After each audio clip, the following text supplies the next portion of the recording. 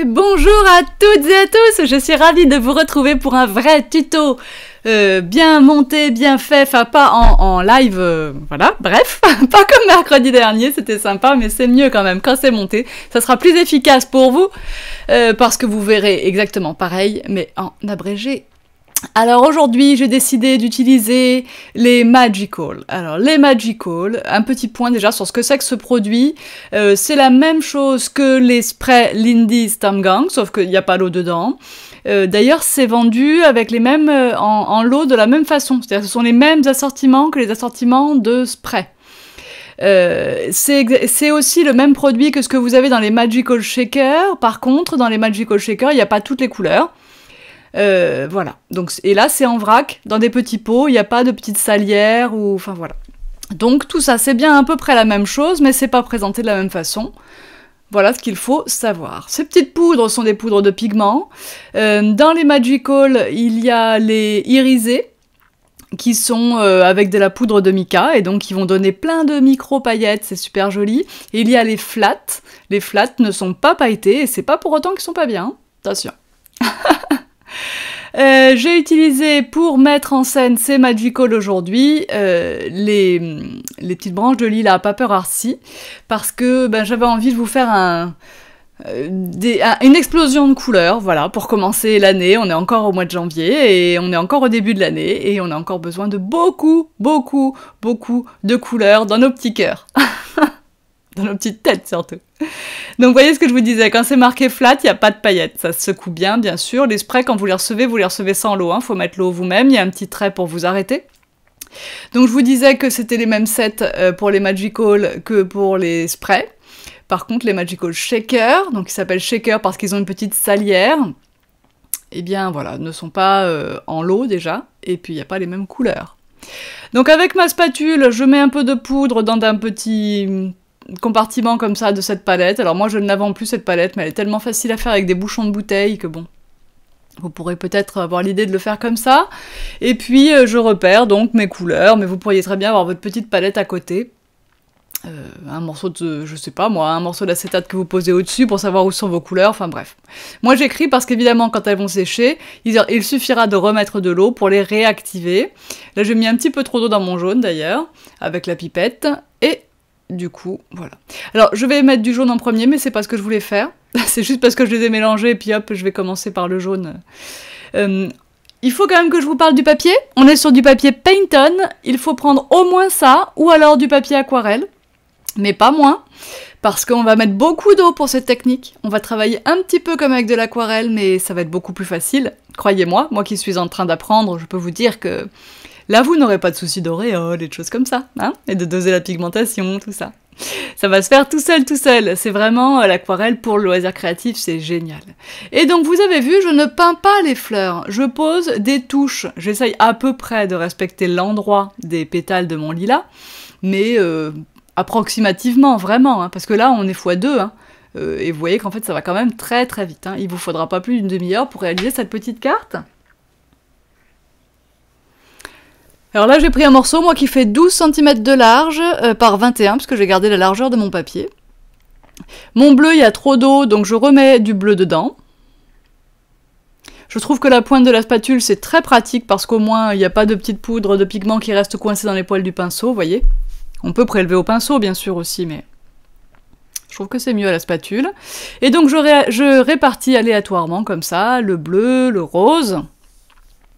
Et le jaune, je vais plutôt m'en servir pour remplir après. Je fais exprès de faire se toucher le bleu et le rose, et donc vous voyez que fatalement ça va vous faire une teinte violette. Et là, avec mon jaune, eh bien pareil, hein, n'hésite pas à repasser un peu sur les couleurs que je viens de poser. Ça fait un joli fondu comme ça entre tout le monde.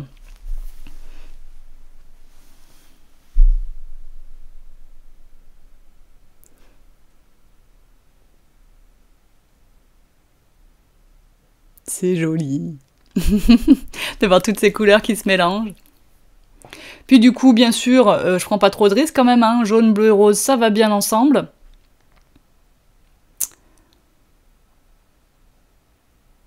Je remets mes petits splats, vous voyez que j'en fais de toutes les couleurs, dans toutes les tailles, des petits splats. Voilà, ça égaye un peu mon fond de carte. Et là, du coup, maintenant, je vais remplir un petit peu. Alors, pas partout, hein, je vais laisser une grosse zone blanche. Et bien sûr, je vais mettre assez peu de pigments, mais pas mal d'eau. Hein. Je n'hésite pas à remettre de l'eau, vous voyez, avec mon pchit ici, pour faire naviguer ma couleur. Hop, là, je vais passer un petit peu en vert.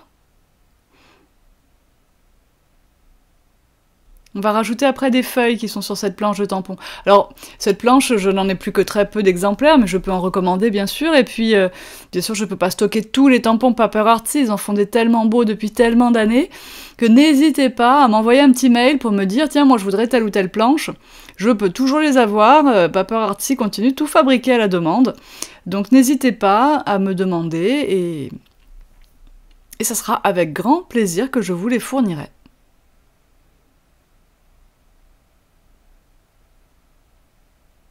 Surtout que travailler avec une marque comme celle-là, qui a un tel état d'esprit, c'est un vrai plaisir, hein, je dois le dire. Moi qui suis très attentive, hein, voilà, à la moralité et au fait que les fournisseurs soient des gens bien, qui ne nous prennent pas pour des numéros, et bien, avec Paper Artsy, je suis servie. Hein, il y a vraiment une ambiance familiale. Et en plus, je vous rappelle que Paper Artsy est une entreprise pratiquement française, hein, maintenant. Hein. Ils ont déménagé, fuyant le Brexit. Voilà, voilà, et donc là, j'ai fini à peu près mon fond. Alors vous les avez vus, pour tamponner, je me suis mis sur cette feuille de craie à mousse. Juste une feuille de mousse de 2 mm, je vous les vends dans la boutique. Et en fait, ça permet d'avoir un tamponnage vraiment mieux, surtout si vous n'utilisez pas de presse de précision. Moi, c'est souvent mon cas, je la laisse souvent dans son coin, parce que mon bureau est souvent pas rangé, et qu'il faut souvent que je bouge des choses pour arriver à ma presse. Mais ça, c'est parce que je suis tout le temps très très pressée. Vous, c'est sûrement mieux rangé que moi. En tout cas, moi, si c'était pas mon métier, ça serait un peu plus rangé, je vous le garantis. Et ce que ça voudrait dire que j'ai un tout petit peu plus le temps. Donc, n'hésitez pas à vous mettre, en tout cas, au moins sur une plaque de mousse comme ça. Et puis, je me suis commandé, là, pour la rentrée, les véritables Misty, pour voir. Alors, elles sont hors de prix, hein, par rapport à la presse de précision We Are Memory Keepers. Mais quand même, je veux voir un peu ce que ça donne. Et je sais que si je vous en parle là, c'est parce qu'elles sont fournies avec une planche de mousse, justement. Parce que contrairement à celle que je vous propose, elle n'a pas de charnière ajustable. Donc elle a déjà un point négatif par rapport à celle que je vous propose chez Tout en Colle. Là, j'ai pris le vert donc de la palette, enfin du set de Magical. Et puis, alors eux, c'est pareil, hein, j'ai tourné le tuto là à vendre et approvisionner le stock. Donc ne vous inquiétez pas, créez vos alertes retour en stock et vous pourrez vous les procurer très très vite, les Magical. Et voilà, du coup, j'essaie de foncer un petit peu quand même la base de mes feuilles. Et puis maintenant, alors... Je vous ai dit, hein, c'est que x2, hein, c'est à peine accéléré, ça va très vite. Hein. Et je crois que je n'ai jamais coupé la caméra pour tourner ce tuto, donc elle s'est coupée toute seule à un moment donné, vous allez voir, ça va pas nous arranger. Mais vraiment, vous voyez, pratiquement en temps réel finalement. Hein. Donc là, je mets un petit peu de sèche-cheveux pour enlever un peu, pour faire s'évaporer un peu plus vite l'eau en surface. Donc je vous garantis que vous feriez ça avec un godet d'aquarelle, vous auriez tout de suite les auréoles, hein, ça c'est sûr. Surtout sans entraînement.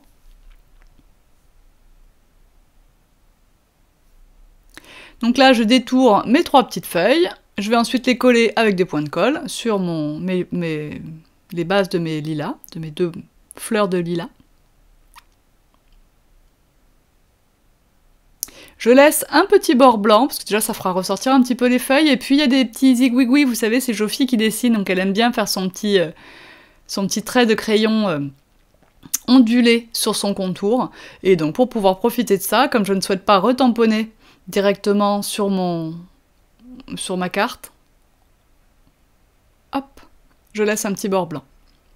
De toute façon, je vais rajouter du blanc ensuite. Là, c'est pareil, le petit coup de chiffonnette pour être sûr qu'il n'y ait pas de gouttes. Voilà.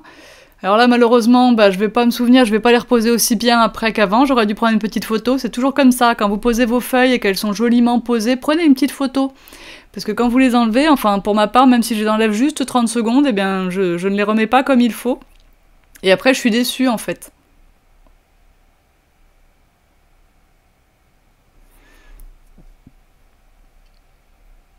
Donc là, je vais la faire pencher vers le bas, alors qu'en fait, elle aurait été vachement mieux penchée vers le haut, et puis voilà. Puis ça me déçoit. C'est comme ça. Je ne vais pas la décoller pour arracher.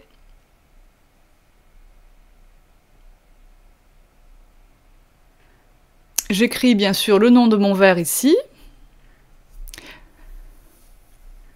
Ça sera aussi pour me permettre de remettre exactement le même pigment, hein, si jamais j'arrive un petit peu à court pendant une réalisation.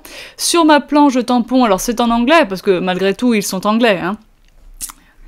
Ils sont même néo-zélandais, je crois. Et donc, c'est une petite phrase pour vous dire qu'il faut continuer de s'émerveiller de tous les petits plaisirs simples de la vie, qu'il faut vraiment en profiter. Et là, bah, c'est dommage, parce que ce que vous avez loupé, eh ben, c'est la façon dont je fais mon cadre noir. Alors, je le fais avec une spatule. Vous voyez la peinture noire dans l'assiette ? Je prends une spatule, le bord tranchant, enfin le bord, l'arête de la spatule, et c'est cette arête de spatule, vous la voyez hein, là-haut dans l'assiette, vous voyez le bord noir de la spatule, c'est cette partie hein, dont je me suis servie. Donc, si vous en avez une d'une autre forme, c'est pareil, vous utilisez un côté. Et donc c'est avec ça que j'ai un peu noirci comme ça le bord de ma carte, et que j'ai aussi souligné en dessous et au-dessus mon petit sentiment. De cette façon, je ne l'ai pas recollé sur un autre morceau de papier, mais je l'ai mis en évidence quand même comme ça. Voilà, tout simplement. Quelques gouttes de Vintage Drop, le blanc mat, dans le centre de mes fleurs. En séchant, ce Vintage Drop ne va pas rester complètement blanc, parce qu'il va absorber une partie des pigments, surtout qu'ils ne sont pas complètement secs, des Magical que j'ai utilisés pour colorer mes fleurs. Et si je veux vraiment que ce soit très blanc pour apporter vraiment de la lumière, alors demain, quand cette partie-là sera déjà sèche, je remettrai un petit peu de blanc dessus, et là je serai tranquille, ça restera complètement blanc. C'est aussi pour ça que je les ai fait tout petits dans le centre des fleurs pour aujourd'hui. Je vais rajouter des petites gouttes comme ça, alors 2 sur celle-ci, en variant les tailles. Je vais en mettre seulement une sur la feuille d'en bas, et du coup pas à la base mais plutôt au bout, pour varier les plaisirs. Je vais en mettre également 2 sur la feuille qui est juste là. Par contre je vais changer l'orientation de la ligne que formeraient les 2 petites gouttes. Si je la traçais. Voilà, par rapport à la première feuille. Et bien cette fois c'est terminé, il vous reste à monter ça sur un morceau de papier. Vous verrez sur le blog, je vais vous remettre les liens, quelques explications et quelques photos, y compris de ça terminé. Voilà, et peut-être que je ne terminerai pas l'encadrement aujourd'hui, donc je compléterai un peu plus tard cet article. N'hésitez pas à vous abonner d'ailleurs au blog pour être informé quand un nouvel article est publié. Moi je vous dis à très bientôt, on se retrouve dans le club Tout en Colle sur Facebook, avec le hashtag Tout en Colle sur Instagram, et dans la boutique en ligne bien sûr, toutencolle.fr. Bye bye!